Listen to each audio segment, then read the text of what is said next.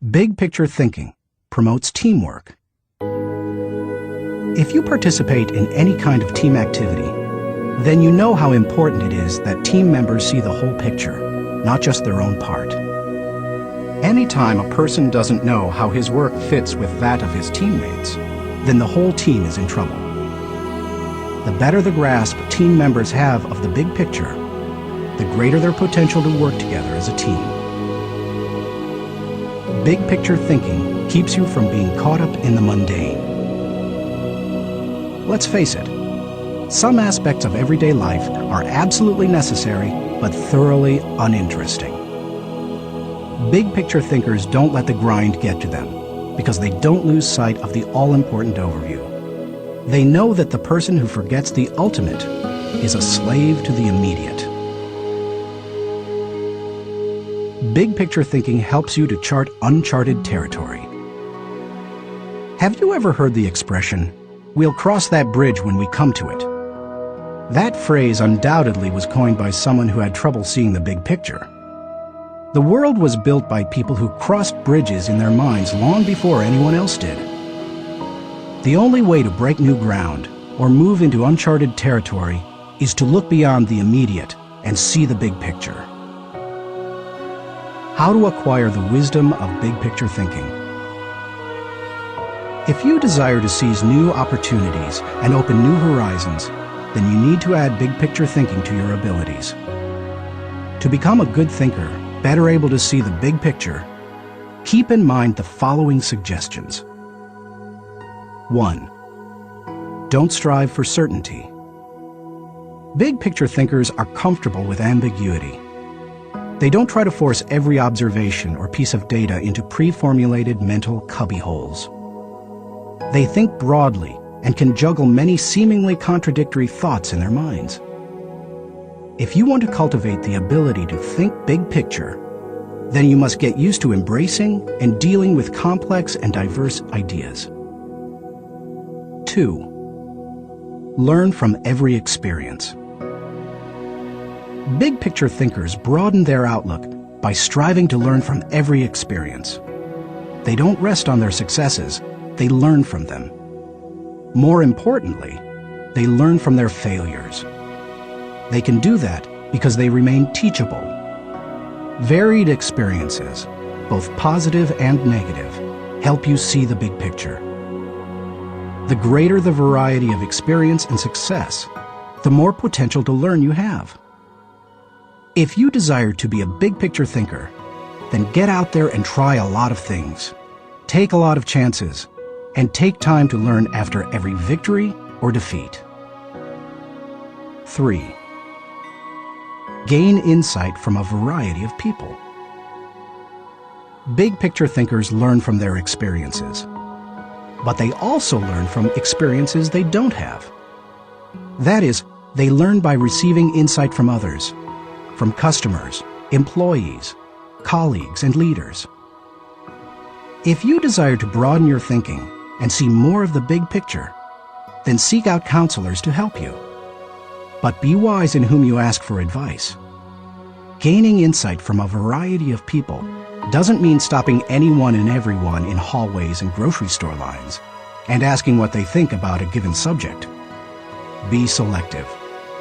Talk to people who know and care about you, who know their field, and who bring experience deeper and broader than your own. 4. Give yourself permission to expand your world. If you want to be a big picture thinker, you will have to go against the flow of the world. Society wants to keep people in boxes. Most people are married mentally to the status quo. They want what was, not what can be. They seek safety in simple answers. To think big picture, you need to give yourself permission to go a different way, to break new ground, to find new worlds to conquer. And when your world does get bigger, you need to celebrate. Never forget there is more out there in the world than what you've experienced. Keep learning, keep growing, and keep looking at the big picture. If you desire to be a good thinker, that's what you need to do. thinking question.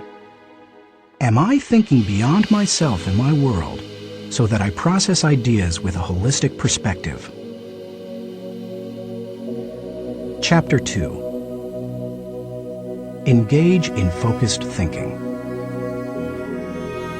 He did each thing as if he did nothing else. Spoken of novelist Charles Dickens.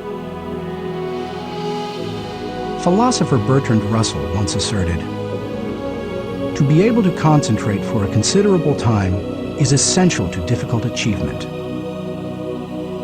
Sociologist Robert Lind observed that knowledge is power only if a man knows what facts are not to bother about. Focused thinking removes distractions and mental clutter so that you can concentrate on an issue and think with clarity. Focused thinking can do several things for you. 1.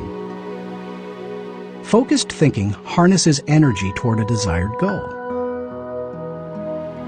Focus can bring energy and power to almost anything, whether physical or mental. If you're learning how to pitch a baseball and you want to develop a good curveball, then focused thinking while practicing will improve your technique. If you need to refine the manufacturing process of your product, focused thinking will help you develop the best method.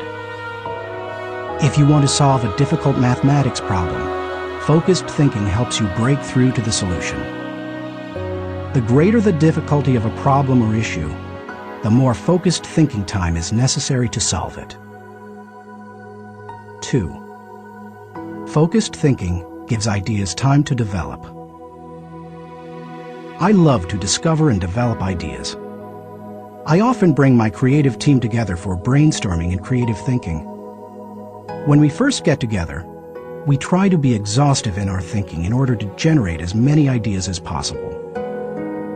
The birthing of a potential breakthrough often results from sharing many good ideas.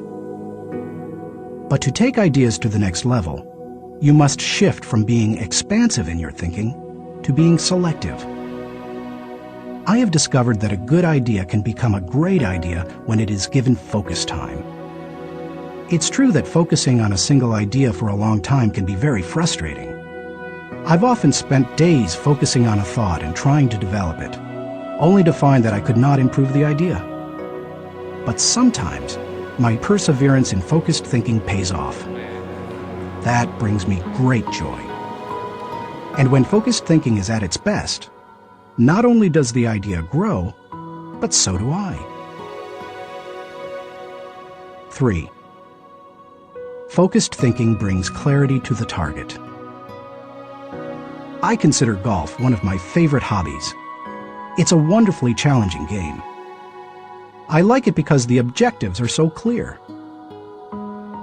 Professor William Mobley of the University of South Carolina made the following observation about golf. One of the most important things about golf is the presence of clear goals. You see the pins, you know the par. It's neither too easy nor unattainable. You know your average score, and there are competitive goals. Competitive with par, with yourself, and others. These goals give you something to shoot at. In work, as in golf, goals motivate. One time on the golf course, I followed a golfer who neglected to put the pin back in the hole after he putted. Because I could not see my target, I couldn't focus properly. My focus quickly turned to frustration and to poor play. To be a good golfer, a person needs to focus on a clear target. The same is true in thinking. Focus helps you to know the goal and to achieve it. 4. Focused thinking will take you to the next level. No one achieves greatness by becoming a generalist. You don't hone a skill by diluting your attention to its development. The only way to get to the next level is to focus. No matter whether your goal is to increase your level of play, sharpen your business plan, improve your bottom line, develop your subordinates, or solve personal problems, you need to focus. Author Harry A. Overstreet observed, The immature mind hops from one thing to another. The mature mind seeks to follow through. Where should you focus your thinking?